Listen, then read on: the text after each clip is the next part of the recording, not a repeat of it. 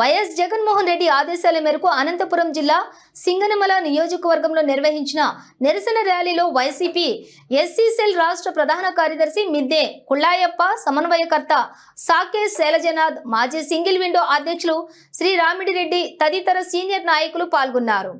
వైద్య కళాశాలల ప్రైవేటీకరణ పేద విద్యార్థులకు వైద్య విద్యను దూరం చేస్తుందని, పేద ప్రజలకు మెరుగైన వైద్య సేవలను అందుబాటులో లేకుండా చేస్తుందని కుళాయప్ప ఆరోపించారు.